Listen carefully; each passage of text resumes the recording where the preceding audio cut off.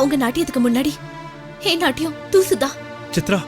ஆமா சங்கர், அகில உலகத்துல இருக்கிற நாட்டிய ஜாம்பவான்களால பாராட்டப்பட்டு ஆச்சரியப்படுற அளவுக்கு நடந்தது அவங்க நாட்டிய அரங்கேற்றம். ஒரு பெரிய நாட்டிய கலை மாமணியை வீட்டுக்குள்ள வச்சுக்கிட்டு வெளியே ஏன் வீட்டுல யாசகமா நிக்கிறீங்க?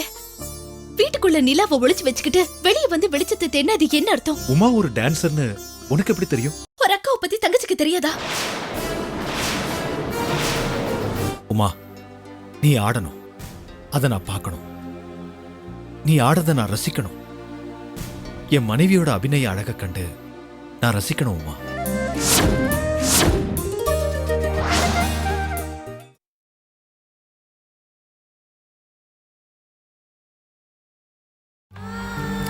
சித்ரா, கதவு தர சித்ரா, ப்ளீஸ்.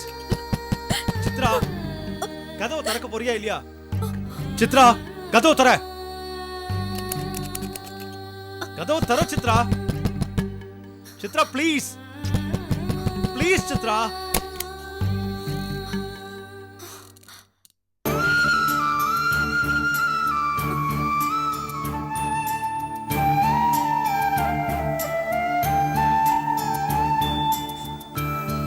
கதவு திறக்க இவ்வளவு நேரமா? வேணும்னே கதவு திறக்காம வேடிக்கை காட்டுறியா? ஏன் பேசாம இருக்க? இப்ப கூட காது கேட்கலையா உனக்கு? கேக்கல. கேக்கலனா என்ன தயக்கம், என்ன மயக்கம் சித்ரா? மனசு கேக்கல. சித்ரா, மனசுல கொஞ்சம் குழப்பம். நீங்க உள்ள வாங்க. இந்த வீட்டுக்கு நீ சொல்லித்தான் நான் உள்ள வரணுமா? இவ்வளவு நேரம் என்ன வெளியில நிக்க வச்சியே, இது நல்லாவா இருக்கு உனக்கு? நான் தான் மனசு சரியில்லைன்னு சொல்றேன்ல, நீங்க உள்ள வாங்க. நான் உள்ள வரணும்னா இப்ப சொல்லு. நீங்க முதல்ல உள்ள வாங்க, உள்ள போய் பேசிக்கலாம். இல்ல, இங்கே இப்பவே எனக்கு உண்மை தெரிஞ்சாகணும்.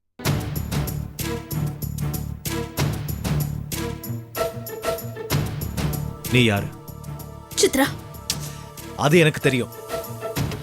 வேற என்ன தெரியணும்? அவளுக்கும் உனக்கும் என்ன தொடர்பு? யாருக்கு? உமாவுக்கும் உனக்கும் என்ன சம்பந்தம்? எதுவும் இல்ல. இருக்கு. என்ன இருக்கு? உங்க ரெண்டு பேருக்குள்ள ஏதோ உறவு இருக்கு. இல்ல. இருக்கு. அப்போ அவங்களே போய் கேளுங்க. ஏய், அவளை கேட்டா உன்னை கேட்க சொல்ற, உன்னை கேட்டா அவளை கேட்க சொல்ற. என்ன ரெண்டு பேரும் சேர்ந்து விளையாடுறீங்களா என்கிட்ட? இப்ப சொல்லு சித்ரா. நீ உமாவை பார்த்ததும் பதர்ன, அலர்ன, இடிச்சு போயிட்ட. அப்படி அவ இடியா உன்னை தாக்குறதுக்கு என்ன காரணம்? அங்க இடி விழுந்த மாதிரி நின்னது நான் மட்டும்தானா? அவளுந்தா. அதான் ஏன்னு கேக்குறேன். உன்னை நாங்க கூட்டிட்டு போனது உன்னை கண்டு அவ பொறாமப்படுவா, பொச்சரிப்பானுதான். அதனாலதான் உன்னை நான் கூட்டிட்டு போனேன். அதுக்கப்புறமாவது அவ என்ன அனுசரிச்சு நடப்பான்னு எதிர்பார்த்தேன். ஆனா உன்னை பார்த்ததும் அவ பொறாமப்படல, அப்படியே பொசுங்கி போயிட்டா. அவளை பார்த்ததும் நீ அதிர்ச்சி ஆயிட்ட, பயந்து நடுங்கிட்ட. ஏன் சித்ரா, இது ஏன்னு கேக்குறேன். அது தெரிஞ்சு நீங்க இப்ப என்ன பண்ண போறீங்க? இதே கேள்வியை தான் அவளும் கேட்டா. சித்ரா, இப்ப நீ சொல்லிதான் தீரணும். கண்டிப்பா சொல்லியே ஆகணும். நான் இனிமே உன்னை பார்க்க இங்க வரணும்னா நீ சொல்லித்தான் ஆகணும். சொல்லலன்னா நீங்க என்ன பார்க்க வரமாட்டீங்களா? கண்டிப்பா வரமாட்டேன். நிச்சயமா வரமாட்டீங்க? உண்மையா வரமாட்டேன். நிஜமா? உன் பாஷையில சொல்லணும்னா சத்தியமா நான் இங்க வரமாட்டேன். அப்ப வர வேண்டாம். சித்ரா, நீயா இப்படி சொல்ற சித்ரா? ஆமா சங்கர், என்ன மன்னிச்சுடுங்க. உங்க சித்ரா தான் சொல்றேன். ஏன் சித்ரா நீயா இத சொல்லல? நீ சொல்ல மாட்ட. உன்னை யாரோ சொல்ல வச்சிருக்காங்க. யாரு? யாரு? சித்ரா, அவங்களே சொன்னாலும் அப்படி நீ சொல்லலாமா? சங்கர், யார் என்ன சொன்னாலும் நான் கவலைப்பட மாட்டேன். எனக்கு உங்க சந்தோஷம் தான் முக்கியம். நீங்க மனைவி மக்களோட ஆஸ்தியோட சந்தோஷமா இருக்கணும். வேற யாரும் என்ன வேத்துக்கனோட பார்த்தாலும் அத நான் மனசால கூட நினைக்க மாட்டேன். ஆனா உங்க மனைவி, அவங்க மனசை கஷ்டப்படுத்த நான் விரும்பல. அவங்க என்ன கோவமா பார்த்தாங்க, வெறுப்போட பார்த்தாங்க. அவங்க கண்ணுல கொந்தளிப்பு தெரிஞ்சது. நீங்க காட்டுற தாபம் அனுதாபத்தால அவங்களை எதிர்க்க நான் விரும்பல. சங்கர், பிறவிங்கிறது ஒருத்தருக்கு ஒரு தடவை தான். உங்களுக்கு மறுபிறவின்னு இருந்தாலும் இப்படி ஒரு மனைவி அமைய மாட்டா. மனைவியா நடத்துங்க. பூ போல உங்களுக்கு இருக்கிற மனச கஷ்டப்படுத்தாதீங்க சங்கர். இனிமே உங்க லைஃப்ல உங்களுக்கு எல்லாமே உங்க மனைவிதான். எதுவா இருந்தாலும் அவங்க கிட்ட இனிமே போய் கேளுங்க. இங்க வராதீங்க, இங்கிருந்து போங்க. இனிமே இங்க வராதீங்க.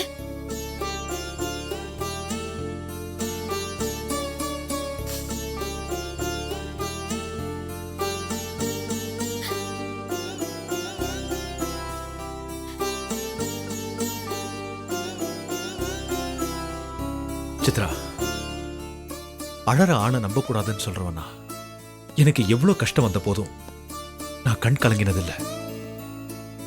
ஆனா நீ எப்ப என்ன வீட்டை விட்டு வெளியில போன்னு சொல்லிட்டியோ, என்னாலேயே அழாம இருக்க முடியல சித்ரா. இது வரைக்கும் நான் போயிட்டு வரேன்னு தான் சொல்லுவேன் சித்ரா. இன்னைக்குதான் போறேன்னு சொல்லிட்டு போறேன்.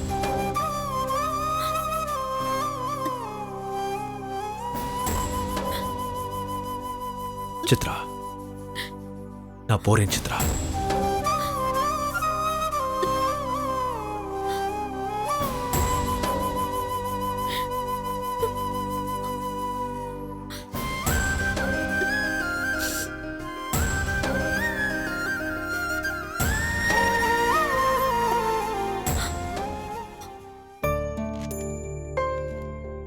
காஃபி. ஜோதி, உட்காரு. இல்ல பரவாயில்ல. ஏன் என் பக்கத்துல உட்கார மாட்டீங்களோ? இல்ல, நான் உட்காந்தேன்னா எதை பேசுவேங்க, நான் அதுக்கு தான் பதில் சொல்லுவேன். அப்புறம் தேவையில்லாத பிரச்சனைகள் ஆகும். என்ன சண்டைக்காரன்னு நினைச்சியா? இப்போ உங்களுக்கு என்னங்க வேணும் அதை மட்டும் சொல்லுங்க. என்ன ஜோதி, கோவமா இருக்கியா? நம்பிக்கை இல்லாதவங்க கிட்ட பேசி என்ன பிரயோஜனம்? இது பாரு ஜோதி, நாணயமான உங்களுக்கு சொத்தே நம்பிக்கை தான். என்ன நீ நம்பலனாலும் பரவாயில்ல, ஆனா நான் என்னைக்குமே உன்னை நம்புறவன் ஜோதி. நீ கொஞ்சம் கோவக்காரி தான், ஆனா அதே சமயம் இலகின மனசுக்காரி. மற்றவங்களுக்கு உதவ போக அதுவே உனக்கு கெடுதல் ஆயிடுச்சுன்னா? தீர்க்க தரிசனமா சொல்றதுதான் நினைப்பா? ஏற்கனவே சொன்னதுதான், எதுவா இருந்தாலும் புருஷன் பொண்டாட்டிக்குள்ள ஒளிவு மறைவு இருக்கக்கூடாதுன்னு. உடனே நீ எங்க போவேன்னு எனக்கு தெரியும் ஜோதி. மனோரஞ்சத்தை நீங்க இழுப்ப. வேண்டாம். பாரு ஜோதி, நீ என்ன வேணாலும் நினைச்சுக்க. நான் ஆம்பளை தப்பு செஞ்சா அது அவ்வளவு சீக்கிரம் வெளியே தெரியாது. ஆனா பொண்ணு அப்படி கிடையாது. ஏதாவது ஒரு தப்பு செஞ்சுட்டா அது தீ மாதிரி பரவும். அந்த தீ அப்புறம் ஒன்னையும் சுடாம விடாது. உங்க அனுமானம் என்னன்னு எனக்கு புரியல. எதையும் புரிஞ்சு செயல்படணும்னு சொல்றேன் ஜோதி. நண்பர்கள்ல சிலர் நல்லவங்களும் இருப்பாங்க, சிலர் கெட்டவங்களும் இருப்பாங்க. நீங்க யார சொல்றீங்க? இப்போ சங்கரும் ரகுவும் என்னோட நண்பர்கள் தான். சங்கரோட குணம் தெரிஞ்சோம் ரகு வீணா அவன் மேல பழி சுமத்தினான். அது ரகு மேல தப்பு இல்ல. அந்த நேரத்தோட சூழ்நிலை சங்கரே தப்பா நினைக்க ரகுக்கு மனசு துணிஞ்சிருச்சு. எனக்கு முன்னாடியே தெரிஞ்சிருந்தா இதெல்லாம் நடந்திருக்காது. ஆம்பளைகளுக்குள்ளே எப்படின்னா, நீ ஒரு பொண்ணு தனிச்சு நின்னு ஒரு பொண்ணால எந்த காரியத்தையும் சாதிக்க முடியும். ஆனா சில விஷயங்கள்ல அவ கணவனுக்கு தெரிஞ்சாதான் அவளை மீள வைக்க முடியும். நீ புத்திசாலி. நான் சொல்றது உனக்கு புரிஞ்சிருக்கும்னு நினைக்கிறேன். நீங்க ரொம்ப தெளிவா பேசுறீங்க. என்னால அந்த மாதிரி பேச முடியாது. எல்லா விஷயங்களையும் எல்லார்கிட்டும் பகிர்ந்துக்க முடியாது ஜோதி. ஆனா கணவன் கிட்ட மறைக்கிறது தப்புன்னு தான் நான் சொல்வேன். நீ நல்லதே நினைச்சிருக்கலாம். ஆனா நினைச்சது எல்லாமே நடந்துட்டா நீ என்னையும் மறந்துடுவ, நீ வணங்குற தெய்வத்தையும் மறந்துடுவ.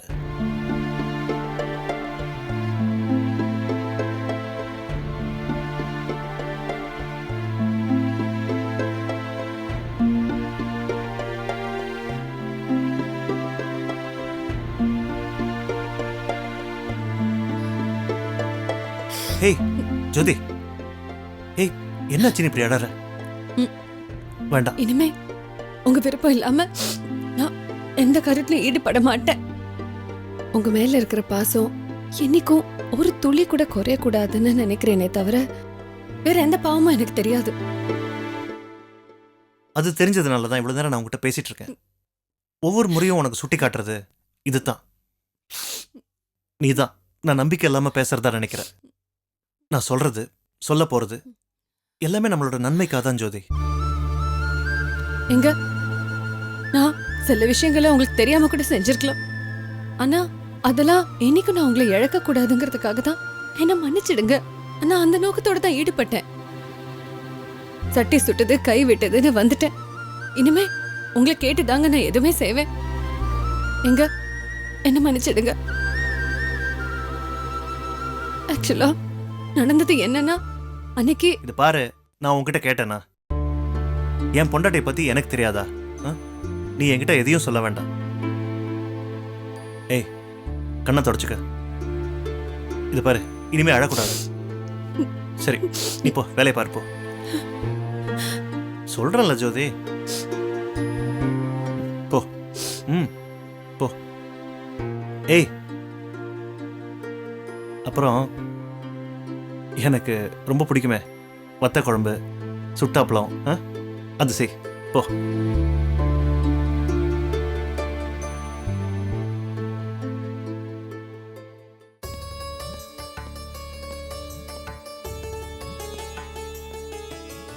சித்ரா,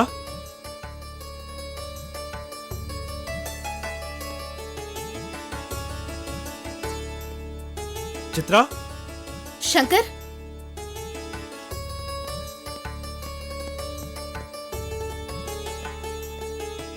நீங்க இங்க வருவீங்கன்னு எனக்கு நல்லா தெரியும். எப்படி? நண்பர்களுக்குள்ள கோபம் இருந்தா நீங்க தான் தேடி வருவீங்கன்னு உங்க நண்பர் சொன்னாரு. அதான். யாரு? வேற யாரு? தமிழ்தான். அவங்க 2 பேத்துக்கும் சண்டை வந்தா கூட நீங்க தான் போய் காம்ப்ரமைஸ் பண்ணி விடுவீங்களா? சமரசம் பேசுவீங்களாமா? அந்த நம்பிக்கை என்கிட்ட இருந்ததுனால தான் நீ அன்னைக்கு அழுது ஒப்பாரி வச்சியா? சாரி சங்கர், அன்னைக்கு நான் கூட கொஞ்சம் எமோஷனலா தான் நடந்துக்கிட்டேன். அது தப்புதான். அதுவும் உங்க மனைவிக்கு என்னால எவ்வளவு பாதிப்பு. அந்த வலிக்கு மருந்து நீயே வந்து போடலாமா? மறுபடியும் நான் உங்க வீட்டுக்கா? நினைச்சு பார்க்கவே கஷ்டமா இருக்கு. நீ வந்ததுனால தான் சித்ரா, அவளுக்கும் உனக்கு ஏதோ தொடர்பு இருக்குங்கிற விஷயமே எனக்கு தெரிஞ்சது. என்ன என்ன பாக்குற? உன்னை பத்தி அவளுக்கும் அவளை பத்தி உனக்கும் நல்லாவே தெரியும். சம்பந்தமே இல்லைனா நீ ஏன் அவளை பார்த்ததும் அழுத? ஏன் நீ அழ அழ அவ உன்னை முறைச்சு பார்த்துக்கிட்டே இருந்தா. போயிடுன்னு கத்துனாலே தவிர வேற எதுவுமே சொல்லல. சங்கர், எதுக்கு மறுபடியும் அதே பேச்சு? வேற ஏதாவது பேசுங்க. நீ அங்க வந்தது, அலர்னது எல்லாமே உண்மையில தப்பு இருக்கிறதுனால தான் என்னைய திருப்பி கேட்கிறா.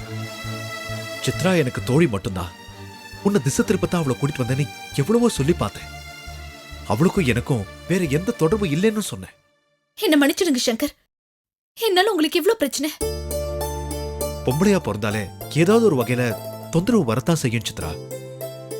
முதல்ல நீ அழறத நிறுத்து.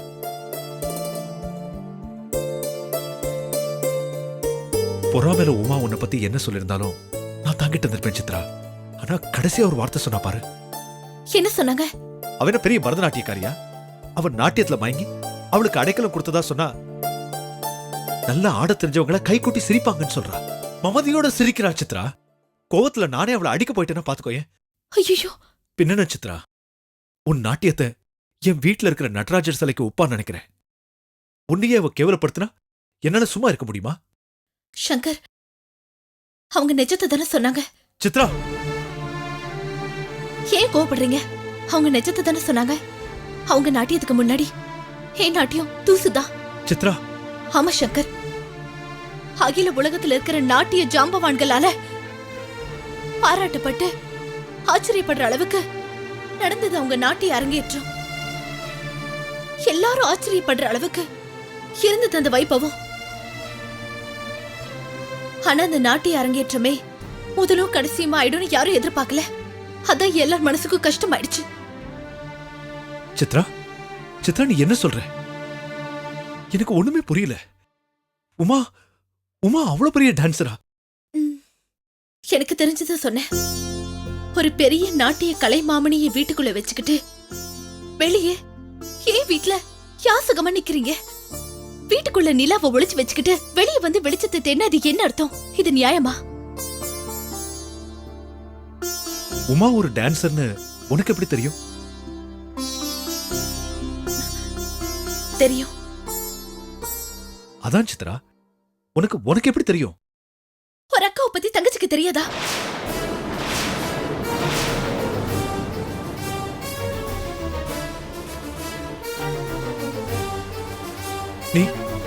நீ என்ன சொல்ற? ஆமா சங்கர், அவங்க எங்க அக்கா.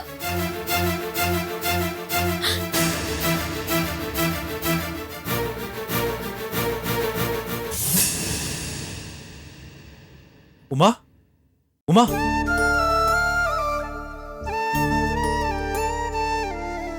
உமா சொல்லவே இல்லையா உமா? என்னங்க? ஏன் என்கிட்ட மறைச்ச உமா? எதை மறைச்சாலும் கற்ற கலையை மறைக்க கூடாது உமா. யாரு கத்துக்கிட்ட கலை? நீ கற்ற கலை. ஷோ, என்ன கலை? நாட்டிய கலை. தில்லை நடராஜர் ஆடிய நாட்டிய கலையா? உனக்கு அவர் தில்லை நடராஜர், எனக்கு நாட்டிய கலை அரசர். போய் கேளுங்க, ஆடி காட்டுவார். ஆடாமலே அவர் என் நெஞ்சில இருக்காரு உமா. ஆடினார்னா அவர் நான் என் தலையில தூக்கி வச்சுட்டு ஆடுவேன். அவரை என் நெஞ்சில சுமந்தா மட்டும் தவறா? நீ என்ன சொல்ற? நான் சுமக்கிற சிவன் உங்களுக்கு நாட்டிய கலை அரசரா இருக்காரு. நீங்க அவரை மானசீகமா மனசுல சுமக்குறீங்க. ஆனா நான் அவரையே சமய சஞ்சீவியா என் நெஞ்சில சுமக்க கூடாதா? இந்த தர்க்கத்தை தொட விட்டுரு. இப்போ நான் கேக்குற கேள்விக்கு மட்டும் பதில் சொல்லு. சொல்லுங்க, என்ன கேட்க போறீங்க? சித்ரா சொன்னா. யாரு? அந்த நாட்டியக்காரியா? அவதான் சொன்னா. என்ன சொன்னா? எல்லாத்தையும் சொன்னா உமா. எல்லாத்தையும்? என்ன பத்தி எல்லாம் சொன்னாளா? ஆமா உமா, உன்னை பத்தி அவ சொன்னதுல இருந்து மடியில இருந்த மாணிக்கத்தை இதுவரைக்கும் பார்க்காம விட்டுட்டோமேங்கிற ஆச்சரியம், ஆனந்தம், எதிர்பார்ப்பு எல்லாமே ஏற்பட்டிருக்கு உமா. என்ன பத்தி அவளுக்கு என்ன தெரியும்? அக்காவை பத்தி தங்கச்சிக்கு தெரியாதா உமா? நான் அவளுக்கு அக்காவா? அவதான் சொன்னா. அவ சொன்னா நீங்க நம்பிடுறதா? அப்படின்னா அன்னைக்கு அவளை பார்த்த உடனே நீ எதுக்காக ஷாக் ஆன? எனக்கு சக்களத்தையா எவ வந்தாலும் நான் அப்படிதான் அதிர்ச்சி ஆவேன். உமா, சித்ரா அப்படிப்பட்டவ இல்ல.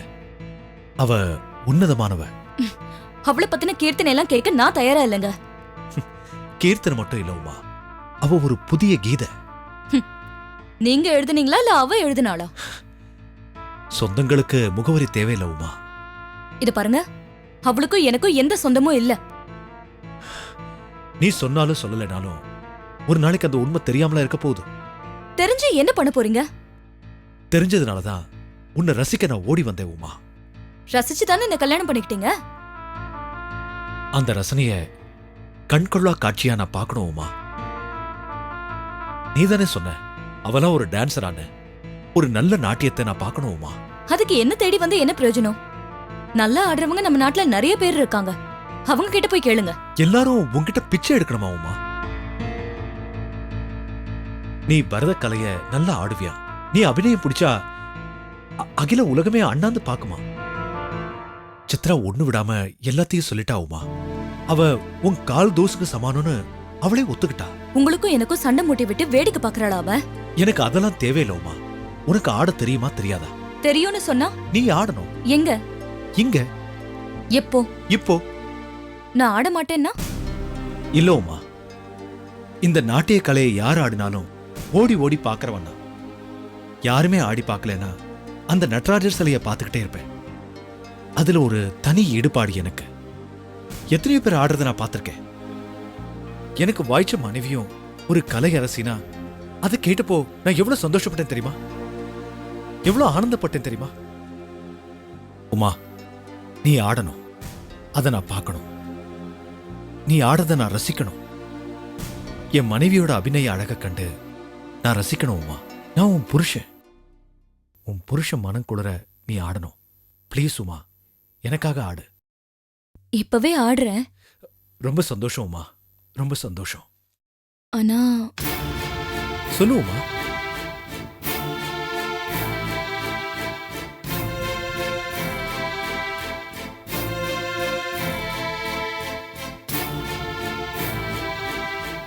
சொல்லு உமா, நான் என்ன செய்யணும்? நான் ஆடுறேன். ஆனா ஆடுறதுக்கு முன்னால நான் சொல்றத நீங்க செய்வீங்களா? என்ன செய்யணும் உமா? உன் ஆடலை பார்க்க நான் என்ன செய்யணும் உமா? என்ன செய்யவும் நான் காத்திருக்கேன். இப்பவே இந்த கட்டில்ல எனக்கு இடம் தரணும். உமா, ஏன் ஏன் இப்படி அதிர்ச்சி ஆகுறீங்க? நமக்கு முதலிரவு இன்னும் நடக்கல. ஏன் அது ராத்திரில தான் நடக்கணுமா? முதல் பகலா இருக்கட்டும். முடியுமா உங்களால? சொல்லுங்க, முடியுமா? நான் ஆடுறேன். உமா, இது பாருங்க, எனக்கு வேற வேலை இருக்கு. உங்களால முடியுமா முடியாதான்னு சொல்லுங்க. இப்படி இப்படி வெளிப்படையா அசிங்கமா கேக்குறியே, உனக்கே வெக்கமா இல்ல? நான் கேட்டா தப்பு, நீங்க கேட்டது உங்களுக்கு மறந்து போச்சா?